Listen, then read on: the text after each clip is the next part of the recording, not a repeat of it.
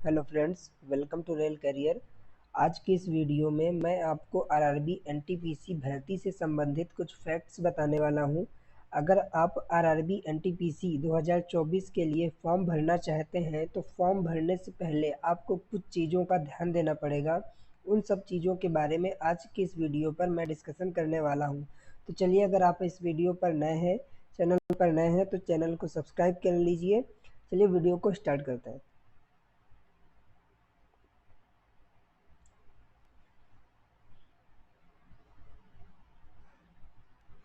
दोस्तों देखिए, यहाँ पर आरआरबी एनटीपीसी 2024 के लिए जो वैकेंसी आई थी उसका एक शॉर्ट नोटिस जारी किया गया है, जिसमें जो फॉर्म अप्लाई करने की डेट है वो यहाँ पर 14/9/24 से आप फॉर्म अप्लाई कर सकते हैं। जो 13/10/24 तक आपको 1 मंथ का टाइमिंग दिया गया है। इस डेट पर आप ग्रेजुएशन लेवल के लिए फॉर्म को अप्लाई कर सकते हैं।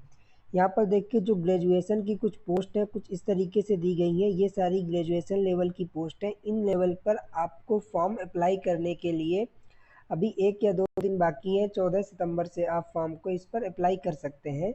तो फॉर्म अप्लाई करने से पहले आपको कुछ चीज़ों का ध्यान रखना होता है, जिसमें फर्स्ट चीज़ है आपका जोन सिलेक्शन। आपको रेलवे में फॉर्म अप्लाई करने से पहले फर्स्ट चीज़ आपको जोन सिलेक्शन की पूरी जानकारी होनी चाहिए।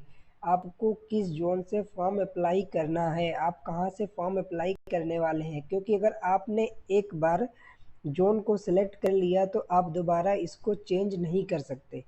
आपने जिस जोन से फॉर्म अप्लाई कर दिया आपको उसी जोन में ही जॉब मिलने वाली है।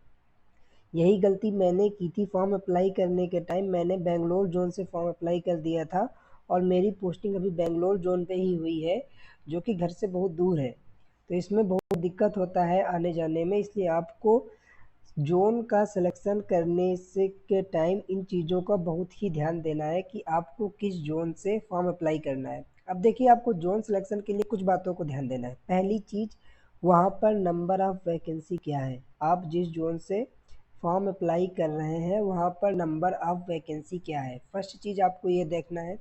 सेकंड चीज़ आपको देखना है प्रीवियस ईयर कट ऑफ। आपका वहाँ पे प्रीवियस ईयर कट ऑफ कितना है, ये आपको सेकंड चीज़ ध्यान देना है।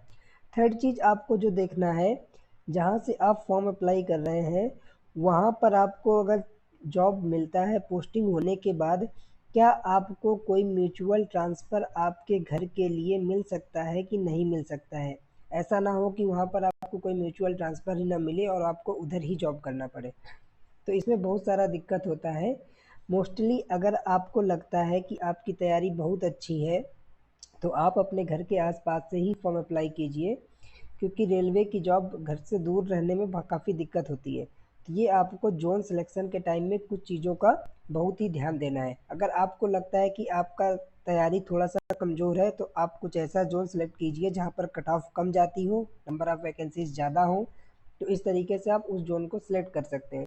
एक बार आपने जोन सेलेक्ट किया दोबारा आप इसको चेंज नहीं कर सकते। ये आपको बहुत ही ध्यान से जोन सेलेक्ट करना है। फॉर्म ओपन करने से पहले रजिस्ट्रेशन करते टाइम आपको फर्स्ट चीज़ जोन ही सिलेक्ट करना पड़ेगा।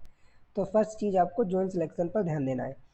सेकंड यहाँ पर जो आता है वो पोस्ट प्रेफरेंस की बात आती है कि आपने जोन तो सिलेक्ट कर लिया।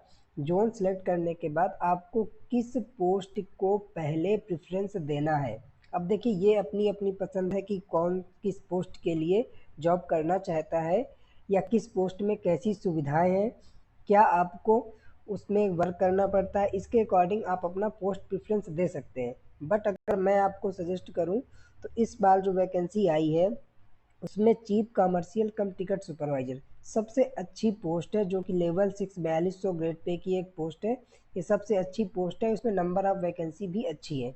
तो आप फर्स्ट प्रेफरेंस इसे दे सकते हैं। सेकंड प्रेफरेंस आप स्टेशन मास्टर को दे सकते हैं। देखिए, स्टेशन मास्टर क्या है, एक रिस्पॉन्सिबल जॉब है। अगर आपको लगता है कि आप किसी काम को करने में रिस्पॉन्सिबल हैं, आप रिस्पॉन्सिबिलिटी ले सकते हैं, तो आप सेकंड चॉइस आप स्टेशन मास्टर को दे सकते हैं या फर्स्ट भी दे सकते हैं। इसके बाद गुड्स में ट्रेन मैनेजर, जो आपका टीएमआर होता है, गुड्स ट्रेन मैनेजर होता है, इसके लिए भी आप थर्ड प्रेफरेंस दे सकते हैं। फोर्थ में आपका जूनियर अकाउंटेंट और सीनियर क्लर्क कम टाइपिस्ट। तो इस तरीके से जो आपका यहाँ पे प्रेफरेंस दिया गया है, आपको यही प्रेफरेंस आप दे देंगे तो आपके लिए अच्छा रहेगा।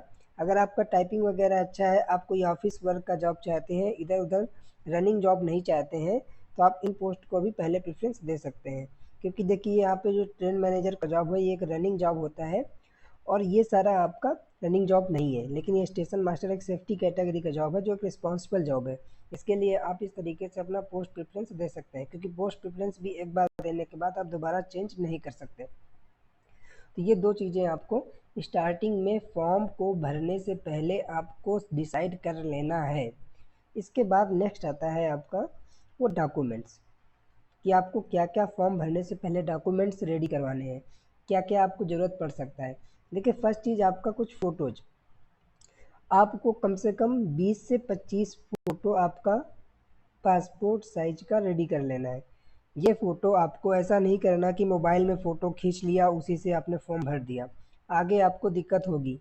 क्योंकि जब आपका सिलेक्शन हो जाएगा, आपको डॉक्यूमेंट वेरिफिकेशन के लिए ज्वाइनिंग के लिए जाना पड़ेगा, तो आपको वही फ़ोटो मांगता है रेलवे, जो फ़ोटो आपने फॉर्म अप्लाई करते समय लगाया था।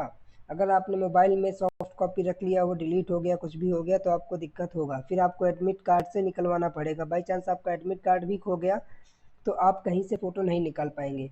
तो इस तरीके से आपको स्टार्टिंग में ही 15 से 20 से 25 फ़ोटो आपको पासपोर्ट साइज़ का एक नॉर्मल बैकग्राउंड में, प्लेन ब्लू बैकग्राउंड रेलवे ले लेता है। या अभी नोटिस आएगा, नोटिस में आप देख लीजिएगा कौन सा बैकग्राउंड में मांग रहा है, उसी बैकग्राउंड में आपको 20 से 25 फ़ोटो पासपोर्ट साइज़ की बनवा लेनी है। इसके बाद नेक्स्ट चीज़ आता है आपका यहाँ पर, वो होता है सिग्नेचर। आपका सिग्नेचर देखिए क्या करना है, आपको एक जैसा सिग्नेचर ही हमेशा करना होता है। आपको ने फॉर्म भरते टाइम जैसा साइन किया है फॉर्म में, वैसा ही सिग्नेचर आपको एग्ज़ाम के टाइम में, डीवी के टाइम में, मेडिकल के टाइम में, हर जगह सेम सिग्नेचर ही करना है। सिग्नेचर में कोई भी चेंज नहीं करना। तो अगर आपको लगता है आप 2-3 तरीके के साइन करते हैं, तो आपने जो साइन किया है उस साइन को कहीं पर लिख कर रख लीजिएगा कि आपको यही साइन हर जगह करना है।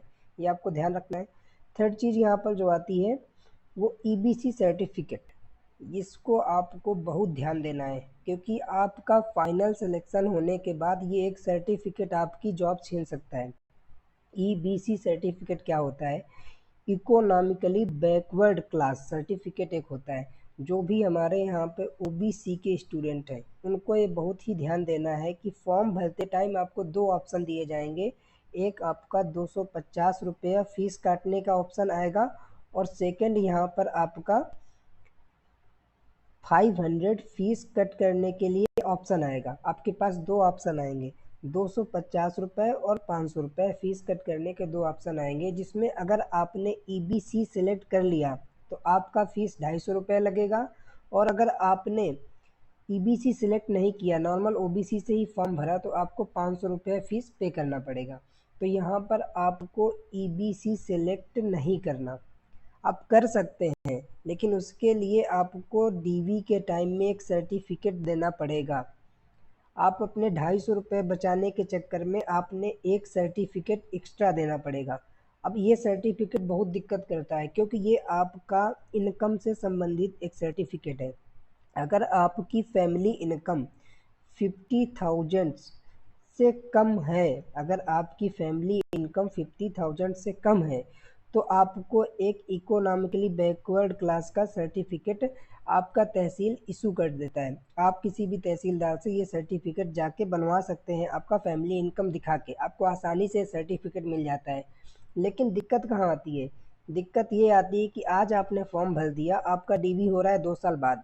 अब 2 साल बाद तक आपका जो फैमिली इनकम है वो 50,000 से ऊपर चला गया। जो जहाँ का लेखपाल है वो आपका इनकम सर्टिफिकेट 50,000 से ऊपर बना के दे रहा है, तो आप इस सर्टिफिकेट को नहीं बनवा पाएंगे। फिर आपको बहुत सारी दिक्कत झेलनी पड़ती है, तहसीलदार से मिलना पड़ता है, लेखपाल से मिलना पड़ता है, बहुत सारा सोर्स वोर्स जो भी आप कर सकते हैं करना पड़ता है, तब जाके आपका ये सर्टिफिकेट बन जाए या ना ही बने। ना बनेगा तो आपको रेलवे बहुत दिक्कत करता है। इसलिए आपको 250 रुपये बचाने के चक्कर में आपको इस ऑप्शन को सिलेक्ट नहीं करना। आप 500 दे दीजिए, बाद में 400 तो आपका रिटर्न हो ही जाता है। इसलिए आपको अभी 250 बचाने के चक्कर में एक सर्टिफिकेट अपना नहीं बढ़ाना। अगर आप बढ़ाएंगे तो आपको सर्टिफिकेट देना पड़ेगा, इसलिए इस चीज़ को बहुत ध्यान रखना है। मैंने इस समस्या को फेस किया था। नेक्स्ट देखिए, नेक्स्ट आपका आता है कास्ट सर्टिफिकेट। देखिए रेलवे का जो जॉब है वो एक सेंट्रल का जॉब है, तो सेंट्रल के जॉब के लिए आपका सेंट्रल का कास्ट सर्टिफिकेट मांगता है। तो आपको क्या करना है, एक सेंट्रल का कास्ट सर्टिफिकेट बनवा लेना है। किसी भी कैफ़े में जाके आप ऑनलाइन करेंगे तो आपका सेंट्रल का कास्ट का सर्टिफिकेट बन जाएगा। इसके बाद क्या करना है, इस सर्टिफिकेट को आपको अपने पास रखे रहना है। जब आपका डीवी और मेडिकल के टाइम होगा तो रेलवे अपना एक फॉर्मेट जारी करता है। रेलवे सभी क्लास के लिए अपना अपना एक फॉर्मेट जारी करता है।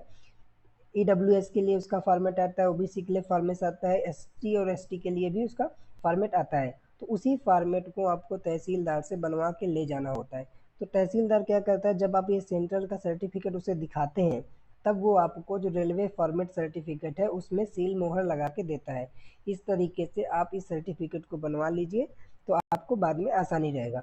ये सारे डॉक्यूमेंट्स आपको रेडी कर लेने हैं फॉर्म भरने से पहले, और आपको पोस्ट प्रेफरेंस और जोन को अच्छे से डिसाइड कर लेना है, कहाँ से फॉर्म भरना है, कैसे भरना है, क्योंकि इसको आप बार बार चेंज नहीं कर सकते। और इस ईबीसी सर्टिफिकेट को ज़रूर ध्यान में रखना है, आपको 500 फीस कटवाना है। 250 कटवाएंगे तो आपको एक सर्टिफिकेट एक्स्ट्रा देना पड़ेगा। तो आज की वीडियो में बस यहीं तक। Okay, thank you. चैनल पर नए हो तो सब्सक्राइब कर लीजिए।